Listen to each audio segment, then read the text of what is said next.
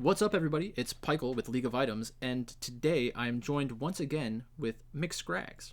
So we have a VOD review we're going to do for one of our recent games with the Yale team. So Brendan, how goes it? Good, Michael. How are you doing? I'm about to go play golf. I'm copying you. So that's what I'm doing later today. Weather's miserable here, so I'm glad you're at least having a nice Well, it day. was just raining in New Jersey, but it's kind of clearing up. But without any further ado, let's get into the game. So, what's the first spot you want to take a look at? Yeah, so again, I'm just gonna sort of speak to the players like I would if this was an actual VOD review. So Min, um, one of the things we've been working on is, and this was actually in the last VOD review we did this point specifically, like if you're going to try to three buff the enemy jungler, what are the good conditions for that, and what do you want to get out of it? Because just getting their buff and nothing else usually isn't enough to make a difference, right? Kind of like many seasons ago made sure that that was not the case. That buffs, like the experience on buffs, were way down.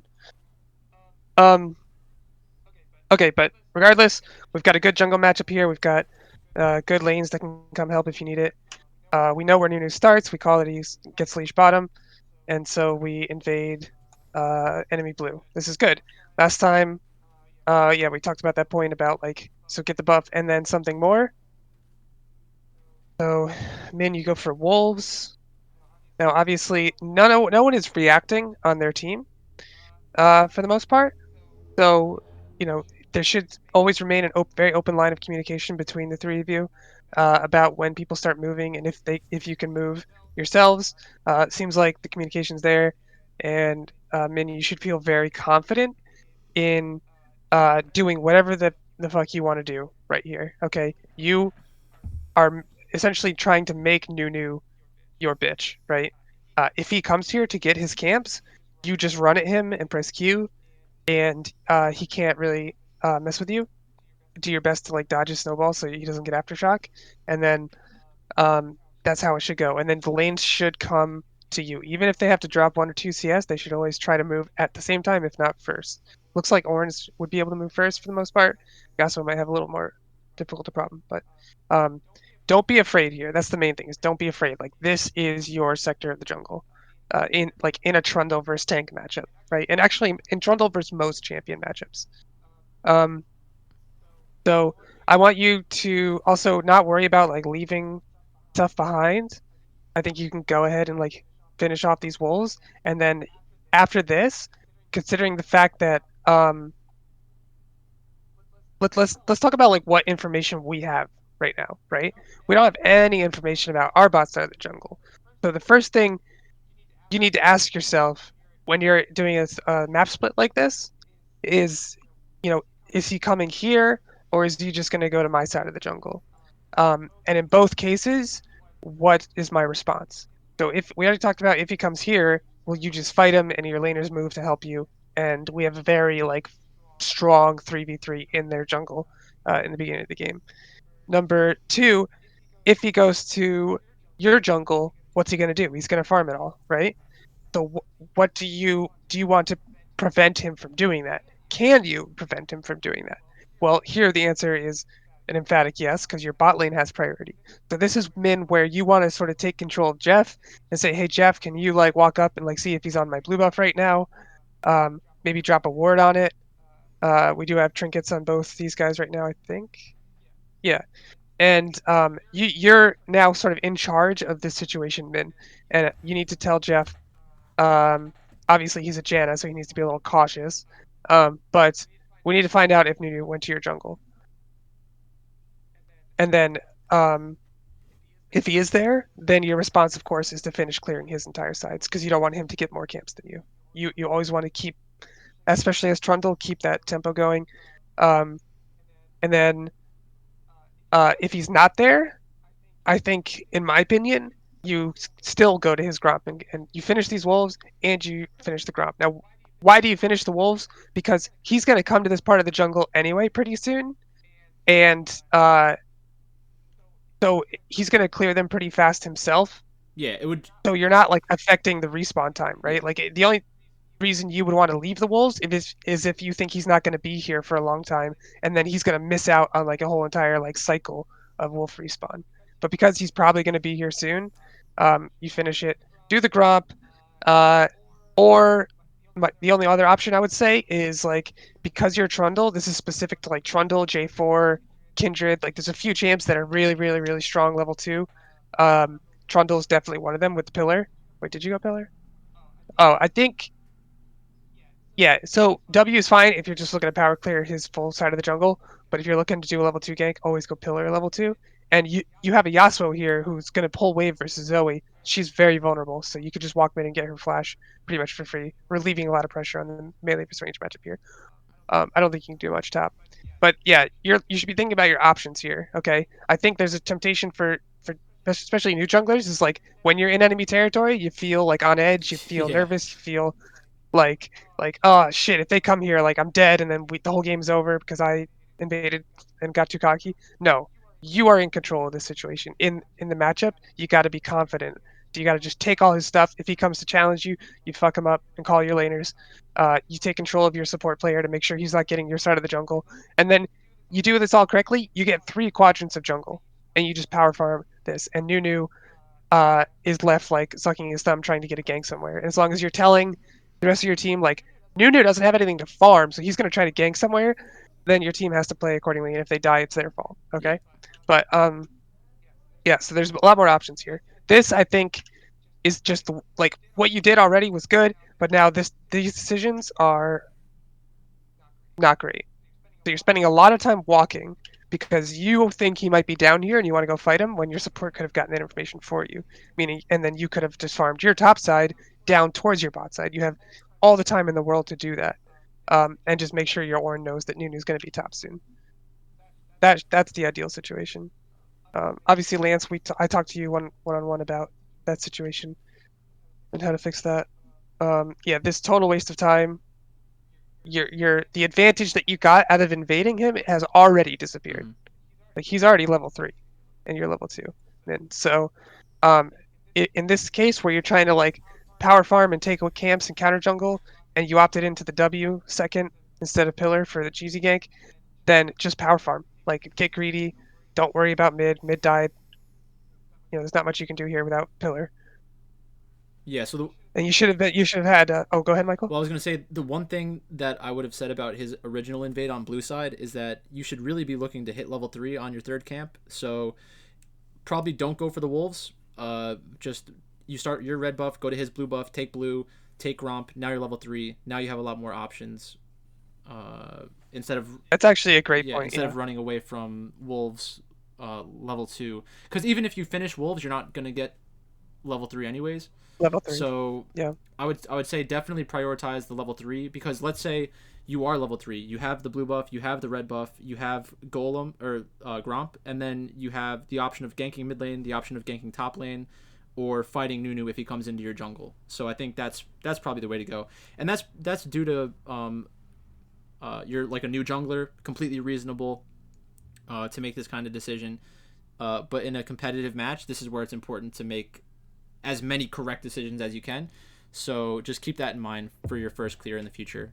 Level 3 after 3 camps is like the most important thing. yeah. And if you go to Gromp here and you finish it, and Nunu comes to his wolves, and then you walk from Gromp to wolves, you're probably going to meet him around here, or he's going to walk up to you while you're doing this. So you'll be actually be level 3 versus level Mm-hmm. 3, which is what you want, because then you have pillar and the ability to like probably get his Well, flash at the very least. well, so if Nunu does red red wolves and chickens, isn't he level 2 still? Oh, he's level 3. He gets 3, Okay. yeah. I don't know if you heard that or not. My brother's playing Fortnite and screaming, so that's fun. I did not hear. Great. Um, yeah. Okay, so let's move past this point. I think, Min, that's a lot for you to think about already. Um, and then this stuff mid. Okay, Ornn, start pulling wave. This is good because you know Nunu's top.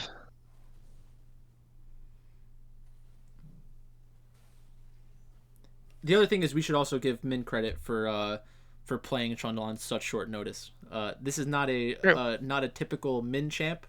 We'll leave it at that. The word ugly comes to mind. Uh, but yeah, basically, basically, we kind of sprang this on him last second, but he did a good job in the early game. Uh, Min did a good job in the early game, I should say, uh, and looked for a lot of gank opportunities and did a good job overall. For sure. Um, so here, I think the comms were really good, obviously, because we couldn't hear the comms during the game.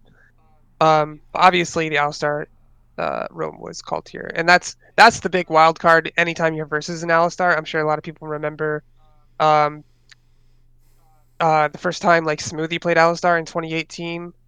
It sort of started a whole new like support roam meta where Alistars will literally just leave the lane and run to like top he like even top through lane and stuff, Mm-hmm. just because the CC is so impactful, and the damage is so high from that champ. So yeah, anytime Alistar is missing, the alarms should be blaring for the whole team. That he could be literally anywhere, especially if he gets movie boots pretty fast. The other thing um, here I think is, so how are we spending our time as jungle? Let's back up a little bit. Yeah, check top crab. Yeah, this is a case where these wolves, if you had finished them, would have been up here. So you'd be cycling through his jungle again, which is good. And then you're immediately thinking about what you can do next. I think in any Yasuo Trundle versus ranged like mage matchup, mid is always on the table, 100%. It's very easy. But obviously with Alistar missing, that's a concern. I'm just gonna keep fast forwarding here. Yeah, just a complete side note. I hear that they're buffing Predator again, and I think it's probably gonna be uh, like right now you don't get the additional movement speed unless you're chasing down an enemy or something. I think they're probably gonna give back some basic movement speed. So like Alistair roaming uh, doesn't go Predator obviously, but if we start seeing more Omnistone supports, I think that'd be pretty cool. Because I'm addicted to Omnistone and Predator. Definitely an interesting rune. All right, so great job on the top gank. That was blows my mind that Mundo died to that after watching you clear two wards, but is what it is. We take those. So yeah, the next thing is like obviously because we're not really putting a lot of resources into mid, and because of the solo kill, Yasuo doesn't have a lot of priority anymore. Um, so he's getting pushed in, and then Zoe gets first back. Now Lance, this is something we've talked about in individual coaching as well. This is the case where you need to kind of think about um, if when she gets the first back like this on the next wave, if you benefit from pushing this wave or not. 9 out of 10 times, yes. So I'm not really going to criticize here because um, it's not really a lane where I think you're under threat of being frozen on. Um, and I think it's basically free farm for you and farm lost for her. But if you do decide to clear that wave, obviously the alarms now are blaring about Zoe having a turn, right? And I'm sure I don't know if you did this or not. I don't know if you talked about it here. Um, but this is more like a Jeff thing. Like let's look at our vision here. So Jeff, I know I talked to you a lot about how on your first reset as support and even second reset, first thing you should do is look to see if you can go mid and drop some vision. Uh, maybe if you've got you picked up your sweeper, sweep some vision, drop a pink in a pixel bush or something. Um, this is a situation where you need to sort of have the understanding of the game to know that this is not a time to do that. And why? Because your jungle and your mid are both in base right now. Like you're far ahead of them. Okay? So Zoe's back on the map. You can see her, but she's very dangerous to range supports at very long range. Um, and then their bot pushed out, and now their entire bot lane is missing. And we also don't know where Nunu is. Like we just killed top, never saw Nunu that whole time, so we have no idea where Nunu is. He could be rolling on top of you at any moment now. Um, so this is not a time to clear a pink. Number one. Number two, when you drop a pink, this is a concept that's more advanced because it really takes like it really requires you to have like a very good understanding of the flow of the game in the moment. So we haven't talked about it too much, but I'm gonna bring it up now. so maybe you guys can think about it some. But when you're dropping pinks, you need to think about like what is that pink doing? How long is it gonna last, right? If the whole enemy team is like off the map and has turns right now, and you drop a pink in a place that they're going to be looking, you're going to lose it instantly, and that's just wasted gold, right? So this is not, you need to be thinking when you're dropping pinks, especially in like bot river like this. Obviously, pinks here, sometimes back a little bit, forward. These pinks in this area that are meant to control around Drake and control vision for our mid to roam back and forth, they're highly contested pinks, right? Every time either mid or support has a turn, or even jungle, these pinks are constantly getting cleared. So if your mid has push and you have push bot and you drop that and your jungle's on the side of the map, that's a good time. Okay, when you're like already like exposed to dying, and then they also have turns from both mid bot and jungle, that's not a time to drop a pink because they're going to clear it instantly even if you don't die. So it's a waste. So that's something to think about in the future. And everybody is because everybody buys pinks, hopefully. Um, this is something for everybody to think Yeah. about So as so well. I guess I have one question and one comment. Question: is there a way that you can make your cursor show? Because I can't see your cursor right now, and that'd be, I think, helpful. But Oh, the second thing for not just for Jeff, but for everyone when they're looking to like drop vision around the map. When we saw you come from base down into the river, uh, what I would say is you went from our base down into our jungle, cutting through the cutout that's in the base wall, instead of going like essentially through bot lane to make it into the river. You should have probably just come from mid lane. It's like exponentially more safe. So if you, I'll just show it on my screen real quick with my cursor. So if instead of coming down through here, actually I'm blocking the mini map.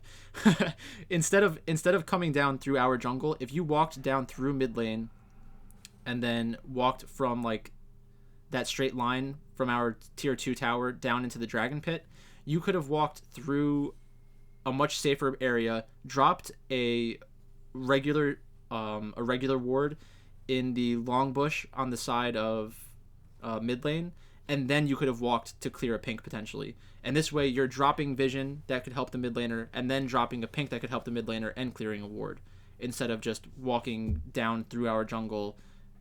It's just a much less efficient route when you think about it too. You're spending time walking from bot to mid and then from mid to bot, so you probably wasted another 5 to 15 seconds outside of the fact that you ended up dying. So that's about it. okay. So back to my screen. I don't know if you can see Yeah, the cursor. I cannot. I don't know what that. I don't know why that is. I don't know if that's like a league I don't know setting where or the option anything. for that is. Yeah, it's fine. Yeah. Okay. So this I was really really happy with, and we actually did a lot of this game, which, honestly is like it's just so huge that you guys are pulling these plays together mid jungle, and even like top in this case, but also bot later. Um, using mid turn, right? So this is where Lance, I'm sure I couldn't hear you in the comms, but I'm sure you're calling that you have a big turn here because you pushed all the way in on Zoe. Um, Min, you're saying like, oh, we can go second blue. This is good, and then immediately you guys can go together top because you're the ultimate like kill squad with Trundle Yasuo, right? Perfect. Yeah, and full disclosure, we were like giddy at this point in our Discord chat watching this game from Spectate. Like we were freaking out. We were like, we should just make Min play random champions more often. This is incredible. Uh, we were already theory crafting other stuff for you to play, but then the wheels came off a little bit. So this is where the game gets pretty Yeah, interesting. yeah. So here is another moment where now, because Yasuo makes that play, right? That gives you Zoe obviously time to push back out herself, which in which case she can either back or she can roam. So this is where obviously the Maya calls should be coming in like very loudly and assertively, and everyone on the team needs to be respecting that. Okay. Uh, it's been a let's see like when she gets finishes her push. Okay, right here. Yeah, 9 10 Okay, so we're ish. finishing. Yeah, we're finishing pushing in bot. She's missing. She's missing. She's missing. We're hitting turret twice, and then she shows on vision by the time we react. We react. before she's on vision, which is like step one. Okay, we communicated something, but we did not respect it. Okay, especially a champion this broken. It's definitely outplayable, but And that was also a good job by Jeff stepping up and being able to save Aphelios there. Like obviously we'd prefer if neither of you died in the initial part of this, but at least you tried to make a play there, which was good. yeah. Um, but anyway, I just want in future like just more respect for the Maya calls, more like understanding of how long it takes someone to get down. Getting that one last auto or two on the turret in the grand scheme of the game doesn't matter that much. You dying gives them an enormous amount of Four momentum, and right? basically the goal of 4 plates. So you traded 1 plate Yeah, for 4. Not great. yeah. And what I do like here is you guys were very, very decisive on the response. Okay, Zoe showing bot. Let's make a play on the opposite side. Rather than defend. Early on in this team's history, we probably would have looked to just like try to defend this bot, right? And we get nothing out of that because they can still just hit the plates and we can't like fight them 3v4, right? And I think that's what a lot of new teams struggle with is they're always playing defense. Okay, this situation's already lost. We're attacking the other side to get ourselves something. Plus, we now have Rift Herald, which we just got. So Min, something we've been obviously talking to you a lot about, and the team in general is like, when we get Rift Herald, where are we going to use it? Well, we already know there's 2 plates gone by. We already know we're snowballing top because of earlier ganks and plays. So this Mundo is very vulnerable. His build makes him very vulnerable. And so we're looking for an opportunity to attack top again. As soon as we have the information on where people are bot, we go and we just, I mean, this is so forced. That's the thing. Like, this is what I want you guys to understand. Like, it doesn't matter when you have the macro information, it doesn't matter how forced it is, it will Mm-hmm. work, right? Trundle walks into the lane, starts like clearing. Now, granted, Mundo could have just left, but we don't even care about killing Mundo. That doesn't matter that much at all. We care about getting this turret dead. The fact that he steps up and dies like in the most forced way possible, like should not happen. It doesn't matter. We could also just like stand there and wave at him while we finish pushing the wave in, and then he's forced to leave the turret, and then we hit the turret S3 and drop Herald and get. That's also like a totally viable Mm-hmm. option. But I don't want you guys like panicking in that situation, thinking like, oh my god, we need to kill the Mundo or we're gonna lose too much bot side. Like bot side's already lost. All we care about is getting that turret. Okay. And then like because like even though we did this in like one of the sloppiest ways possible, right? Using a lot of flashes, didn't have to do that. Um, it still worked. That's the point. It still worked because we had the macro information. So that's why you can just do that play. Just do it. Don't be afraid. Mm-hmm. And I'm really happy that you guys did. Um, yeah, I mean here we almost get punished because we kind of like get a little greedy for that second turret. It's really whatever.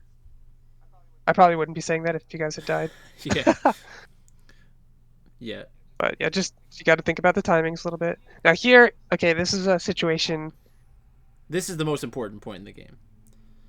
Yeah, so So just to give context, there's pluses. just to give context, Oh, go so ahead. like for people who are watching this who are more familiar with like a professional League of Legends match, Dragon is coming up, and you know what that means.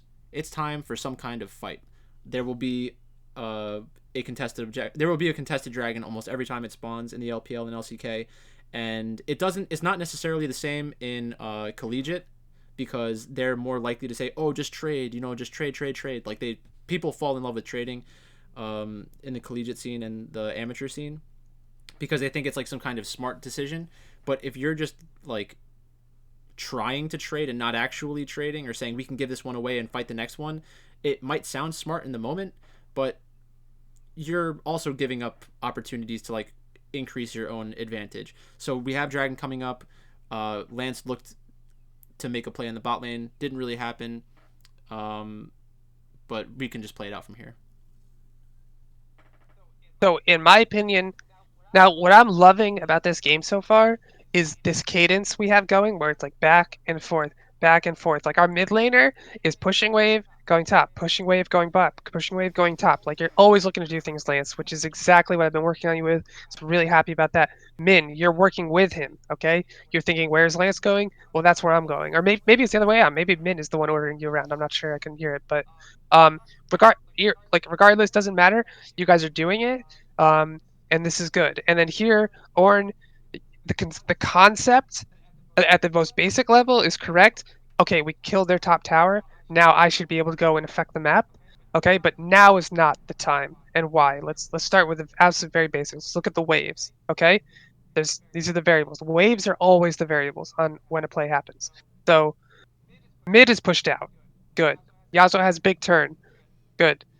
What can we do with it? We already disappear, threaten bot. This allows causes them to play safe bot, right? They're gonna like go into defense mode bot lane when this Yasuo is missing, right? And even hovering towards bot. Like I think they might even see you. Oh, oh, that pink is a bane of our existence. But anyway, um, that allows our bot lane to like hit the turret. So even if at this moment nothing else happens, when you disappear, Lance, that's pressure, and that allows our bot lane to hit turret and get plates. It's also like match up a bit as your over videos, but regardless, okay. Um, However, top lane is like the big one here. Okay, this Mundo has been destroyed this game. Um, you know, we don't want him to be able to get like 3 or 4 plates here because Ornn decided to just leave top lane, head bot, um, for a dragon. I don't even think the dragon is worth that, especially for like a super tank like Mundo, who we need to sort of like keep down.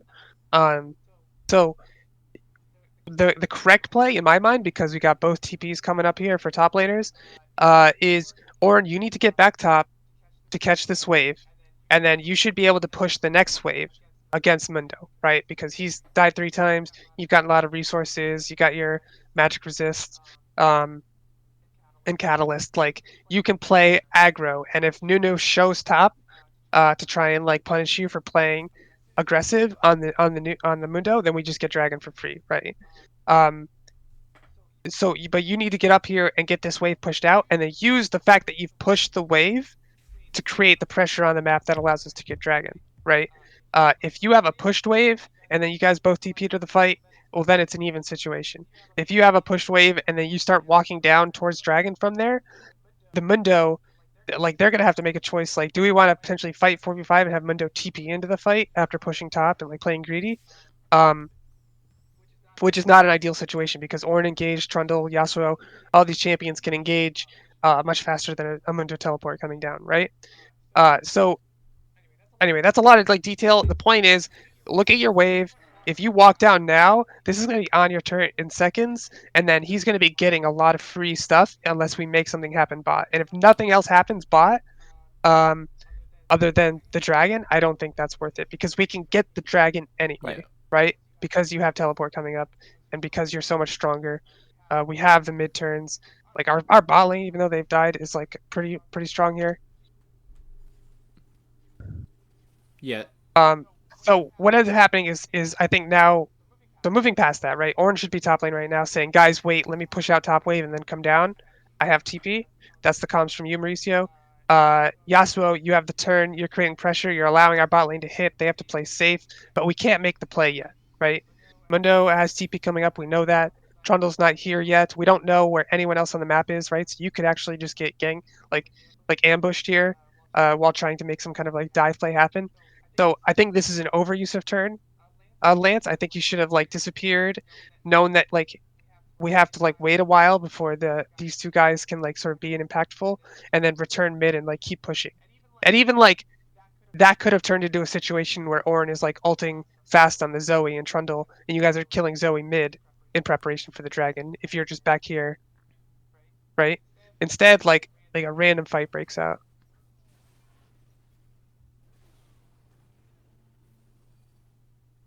and yeah, this TP. I don't think this TP should have been this impactful either, except we took a lot of damage at the start of this, right? Like, that shouldn't happen. We shouldn't get hit by the Ezreal ult, and then they're just there before us. Like, I don't know. This is a situation like where I believe you were doing the right thing hitting the turret, And then we had TPs to match. I don't think we reacted well to the TP coming down. Let's actually look at the timing there. Like this is really micro stuff.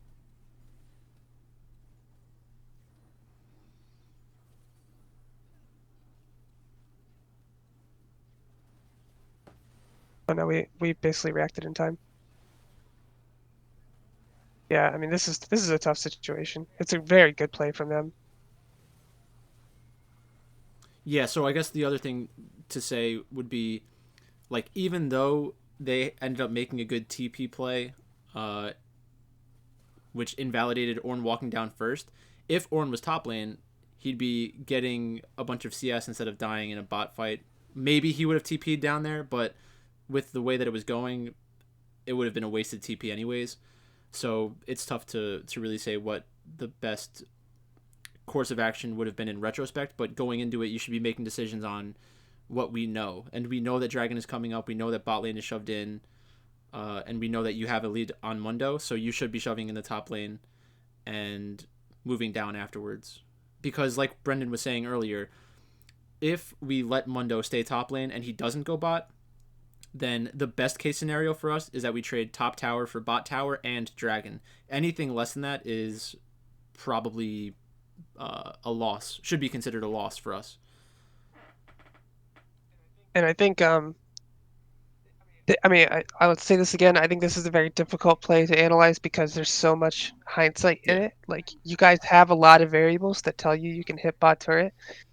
The only way that you play this like in a way where you don't die here, to their like kind of big brain like TP behind play, is is if you guys are like thinking about the tempo on like Nunu's getting back to the map. But at the same time, like Trundle's basically here at the same time. yeah. If we did some kind of like insane proactive TP bot lane to Ornn onto the minion wave or something like that, before their TP even started, maybe we're like really threatening a tower dive, and that kind of forces them to play more passive or defensively, I should say.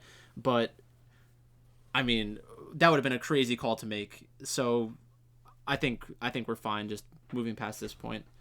Uh, Yeah. at the end of the day, one team has to make decisions that wins the game. It appears in this one they made the right play at the right time, and you can't really feel too bad about that. That was a pretty big swing in this game. Yep.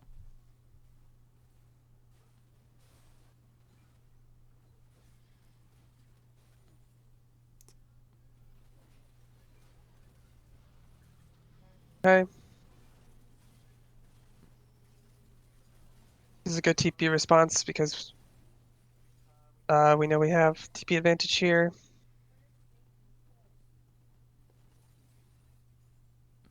Was there a shutdown available right there?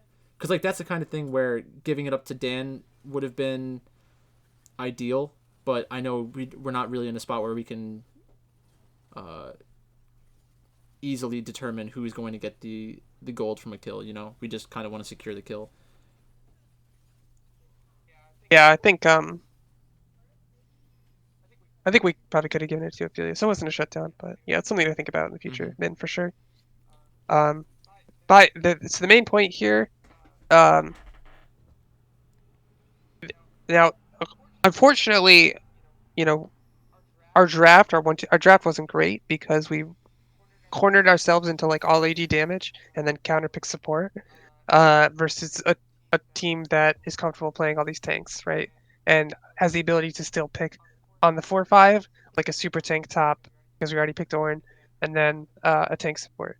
So whenever you're like in a full certain type of damage versus tanks, it is an arms race where you can get outpaced very easily, and the early mid game for the tank side is just super easy.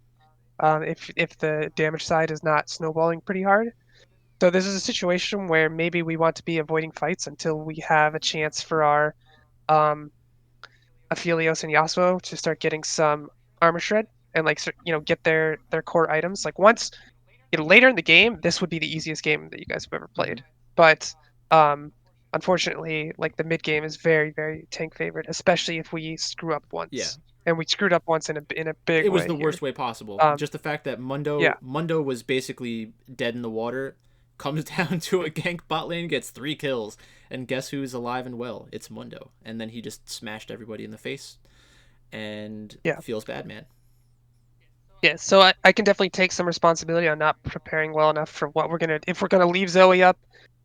The fact that all the good champs we want to play into Zoe that have the synergies with Ornn are AD, and then we also picked Aphelios. So it's like I really put us there, um, in not deciding not to ban Zoe sort of last minute. But that's something I'll work on for next time. Yeah, it's not an Um, auto loss by but any stretch of the imagination, but we're always looking to improve as well. So I think yeah, that's good. yeah, and but the point is here, uh, I forget like why I started leading into that. Anyway, it's something that needs to be said. But alternatively, um, in this play specifically, so we go get the 1-for-1 here. Um, I think the main issue after this, and this is something Daniel, I think you still need to think more about, is tempo. So fight happens, we get the kills, and then push out the wave, and then we need to get the reset in. And I think, correct me if I'm wrong, I can't believe I can't remember this, but Daniel has money for IE, right? It's 1250 or 1225 once you have these two items. Uh, I forget. yeah, it should be uh 3,400 minus 875 minus 1,300. So Hmm. minus 2,100. Yeah, he's right. He's right about there. Yeah. So, because Daniel, you walk up mid, clear the wave, and then back. Now that like even though like Ornn and Yasuo are off a fresh base, their team is off a fresh base. Now what happens? They get a chance to like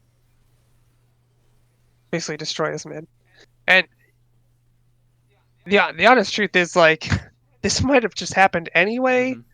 Uh, if even if you were there, like they would have just 4v2'd because they weren't on the side waves. So this is a case where uh, let's look at our vision.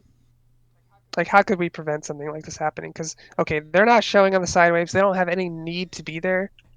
How vulnerable are we mid here? You know, like after we get that push out,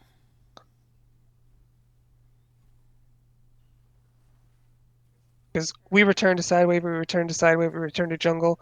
This leaves mid by themselves, and then they just like ARAM it. So even if it's two of us mid, I'm not sure that's a survivable situation. I mean, it might be, but it's something we probably should be thinking and talking about the potential for them to do there. And yeah, now they have like total control. Ezreal Zoe sitting mid with poke makes it very difficult for us to ever get turns mid prio, which makes it very difficult to ever keep and hold vision. However, we know Dragon is the next objective. We know it's a pretty big game-changing event if we are able to get it here and win a fight. This is kind of like a game-defining moment. So we're getting the mid prio, I think. So Yeah, I think I I think think you may that may have been what you were going to lead into last time, was that the fact that they have the 3 tanks and the threat of soul point is really what made this game so difficult, because it was like a train that was coming straight at you, and you knew it was coming and you couldn't get off the tracks, and it's like we need to basically fight soul point or dragon soul. So maybe the calm could have been give up soul point, fight dragon soul, but that's a horrible decision to have to make at this point in the game, yeah. because all it takes is Well, one yeah, Zoe I pick, and was then you can't even contest it anyways. yeah. Um, I think I would say this is something we've talked about ad nauseum. Um, Probably should just be mid, looking to push mid and walk down onto the dragon here. Oh yeah, Again, true. this is not a great choke versus their team. They got Alistar, Ezreal, Zoe, Nunu. I mean Mundos, whatever. But these four champions, big choke holders, right? Mm-hmm. Multiple forms of CC if they hit multiple people, AoE damage all around. So, yeah, don't want to be all caught up in this choke area. Now, granted, we have, like it's also favorable for us, too, in a way. So that's why it turns out like almost good. but I think it's probably easier for us coming down this way no matter what. Yeah, Especially versus Zoe, because like she can basically like control this whole entire choke herself if she plays yeah. well. I think your point about mid lane is actually the the best point to talk about because we have discussed that quite a lot with the team, where if we know that the primary objective is dragon, but we may not be able to contest dragon for whichever circumstances are happening on the map, like we don't have any vision, we're not in position, those kinds of things. If we ran down mid lane, we could at that point make a proactive trade, which would have benefited us a lot because we already have two towers missing mid lane. The second tower in mid lane is really not as important, but being able to equalize tier one for tier one in mid would have been very helpful, uh, just in general. So I think that was a great point to bring up. Yeah, and I think that's well, let's look at like how this happens. Yeah, you were about to say I think that's the game, and I think you're right. Yeah, Feels bad. yeah, because I mean they can just run at us like that, right? Yeah. We get we group mid, we get the turret back ourselves. That's literally the play they just did to us, even though they're group defending it, so they're not getting anything in side lanes. We still get the turret, but then we just kind of get a little sloppy in the walk away, and they just run at us and kill us, Mm-hmm. right?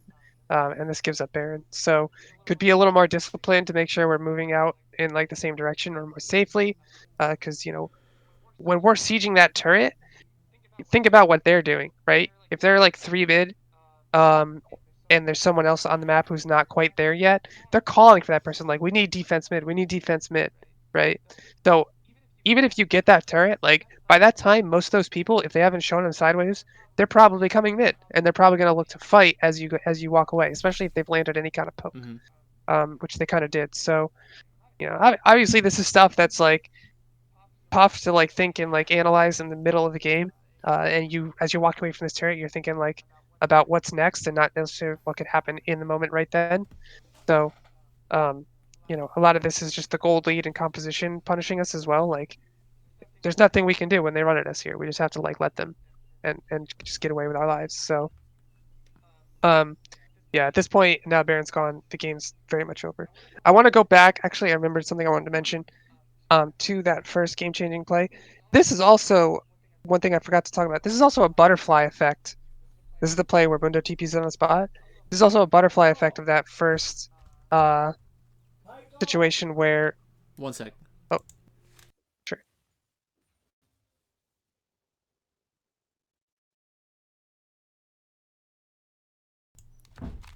All right. Sorry about Are that. you Yeah, good? you're good. I've got like 5 minutes Okay. and then I gotta go. Okay. Yeah. So this play happening is a butterfly effect of the previous play. So what is the previous play? This is when Zoe kills you guys bot, right? And we end up losing. Yeah, we both die. We end up losing all summoners here. And so remember how we talked about the importance of timing summoners and the way that that creates opportunities for plays that wouldn't normally be possible? Okay, all the variables are lining up for them here. They got the deep ward, they got the Mundo TP, they've got the tempo on us. We're sitting here hitting their turret, um, and then they know we don't have any summoners, so they're going to look to punish that, right? This might have turned out entirely differently if you two still had flashes, especially Mm-hmm. Aphelios. You're probably still dead, Yeah, but that's unfortunately. beside the point. That's beside the point. The point is like understand the butterfly effect that each mistake has, and then in the same way that other teams will look at your summoner spells to and see what opportunities that creates for them, you need to think about your own summoner spells and the sort of defensive posture that you need to take as a response to that, especially as an immobile carry like Aphelios, Yeah. right, Dan? So, this is a situation where I'm looking at the fact that you're hitting turret with Yasuo pressure and Trundle Ornn like moving down, and I'm thinking like from a macro perspective, that's pretty fucking good, and you just got punished by a good play. Mm-hmm. Uh, I'm also thinking like looking at your summoner spells and what just happened, bot. This probably could have been prevented, right, if you were taking that into account. So that's something I know these reviews and in scrims and practice, you know, it can probably feel like overwhelming the amount of information that you need to be keeping track of in the game. And we're sort of keep piling on like new things as stuff happens to you in these games, new things to keep track of. But really, it all boils down to the same things like over and over again, right? It's summoner spells and those opportunities, it's turns and those opportunities, and it's like tempo, right? It's those three things. And tempo is a result of waves. Okay, so waves, summoner spells, and I mean even turns get tied into waves, right? As long as everyone's like thinking critically on every single one of those basic points, all the other stuff just sort of falls under that umbrella. Mm-hmm. And so this situation, if you were thinking about your summoner spells and the waves, and you guys were talking as a team about that, this is probably a preventable play. But I'm not going to beat you up too much about it because it was just really, really good by them. Anyway, I think that's it for this game. Yeah. So the last thing that I would say before we get out of here is, um, again, people who watch a lot of professional League of Legends understand how significant summoner spells are. Maybe even more so than players in collegiate, because the players in collegiate are players who are more familiar with the game and always kind of think to themselves, I can outplay this situation. But in professional play, we see this all the time where these fights are happening around cooldowns for summoner spells, around ultimate cooldowns. So, like every time that you are deciding whether or not you should use your summoner, a good thing to keep in mind is it more important for me to live right now or have my flash for the next fight? And that's tough to make. That's a tough decision to make in the moment. So that's why you need to think ahead. Like if I'm in a fight right now, or if they're about to engage onto me, is it even worth trying to live right now? Because you're giving up 300 gold versus potentially 300 gold in the next fight and a gigantic objective. But like Brendan said, we got to get out of here. Thanks, Brendan, for doing another VOD review with me. And thanks to the Yale team for trying real hard. Uh, can't always get the results, but you can always put in a lot of effort. So thanks again, and I'll see you soon. Thanks, Michael. See ya. Cool.